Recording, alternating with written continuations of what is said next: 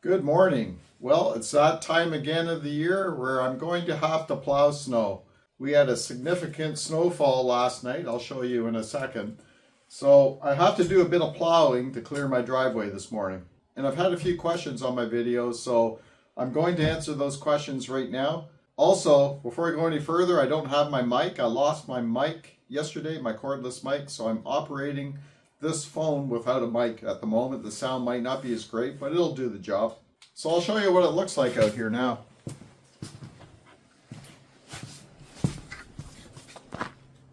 There's my driveway, full of snow, and you can see the leaves laying on top of the snow because the leaves weren't even done coming down yet. Snow. It was only November 9th yesterday, and here we get a big pile of snow already. So really quick, in case you haven't been on this channel before, I'm using a CFMoto CForce 500 with a plow blade. I'm using the Kimpex ClicknGo2 blade. ATV has more than enough power to push snow. Only one time in the last 9 years I've had to call a guy in with a truck and a plow blade because the snow was so deep and it was heavy, damp snow. I couldn't move it with this. It was just too much, too heavy. So one time out of 9 years isn't too bad. As for the Kimpex ClicknGo2 blade system, I mean, that thing is rock solid. I've had it since 2017. I've had another plow blade on my side-by-side. It was a KFI.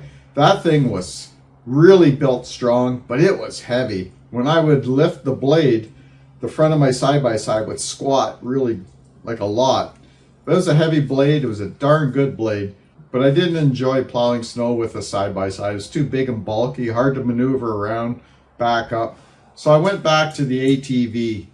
I actually sold the KFI plow blade and the side-by-side. I have another side-by-side now, but I only plow with the ATV now, and I'm still using that same original Kimpex ClicknGo2 plow blade, and I'll show you more on that in a second. So I'm going to go underneath here because someone asked me about the mount.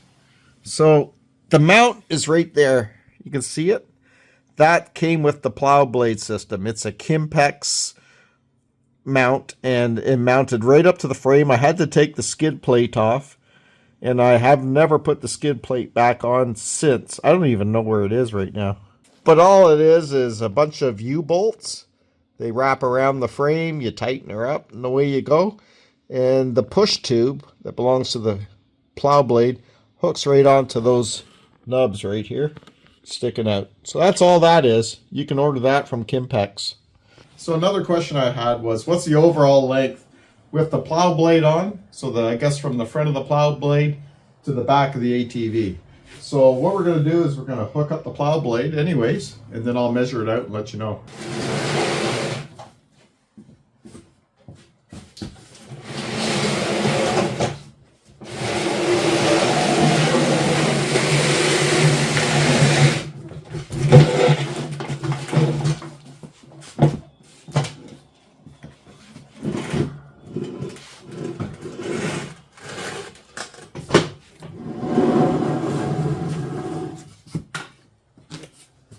So the only thing wrong with this plow blade at the moment is this wear bar here on the bottom. It's wore out. I have one on order. It should show up this week. So we'll be swapping that out pretty soon. Other than that, the plow blade is pretty easy to install. Just got to get it in place.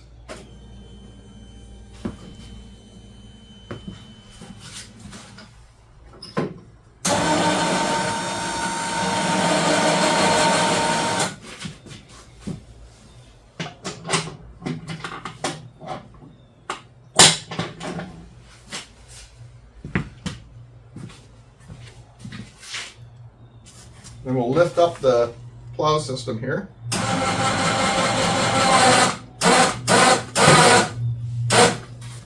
And then we'll line it up. I think that's going to do it. And we set on the pedal here, and it clicks into place.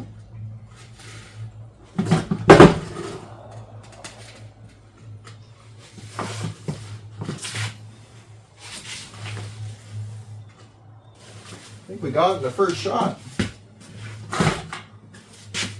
Then we're going to drop it again here.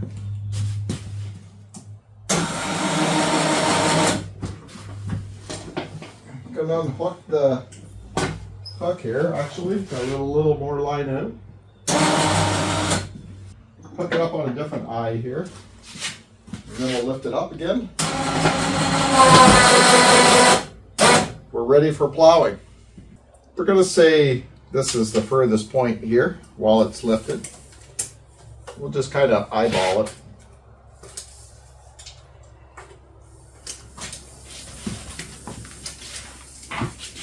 And we're going to go to the back here. We'll say 98 inches, 8 feet and 2 inches. But then I got the carrier here too, so it's a little longer yet. So let's just say 100 inches. So that'd be 8 feet and 4 inches. I'm using a synthetic rope. I've used cable before and I've never gone back because they just keep snapping all the time. This synthetic rope's getting a little bit weaker looking, but I think it's going to last. But if it snaps on me, I'll just cut it and shorten it up and tie it up and be ready to go. So on this Kimpex ClicknGo2 plow system, you have these pedals here. And it releases and allows you to turn and pivot your blade whichever direction you want to shoot the snow. So let's say you put it all the way to one side and you start plowing and your blade moves this way all of a sudden. Right at this moment, this part here is not in the slots. There's a bunch of slots. So if you hit something at a good rate of speed and it falls in like that, you're going to end up shearing off this part here and you'll have to order a new part. So always make sure that it's locked in place. See, you can't move now. And they're straight on. So I'm going to go ahead, I'm going to plow the paved part, and then I'm going to do a separate video of plowing my gravel driveway. And the gravel driveway right now is soft, like the ground's not frozen. So I don't want to put the bottom shoes here on the bottom, these sliders, one on each side, because it'll just dig trenches in my unfrozen gravel driveway. So I don't want to do that.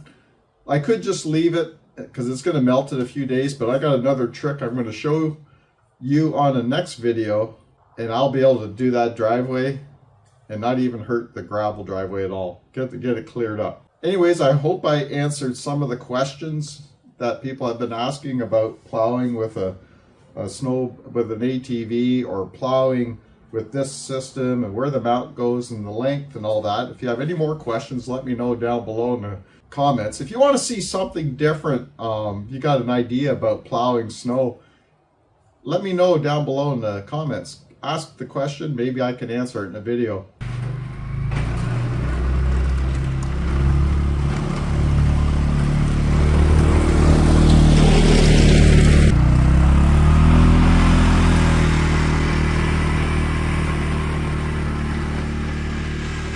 Anyways, my hands are getting cold. I got to get some mitts on, and I want to thank you for watching, and we'll see you real soon on another video.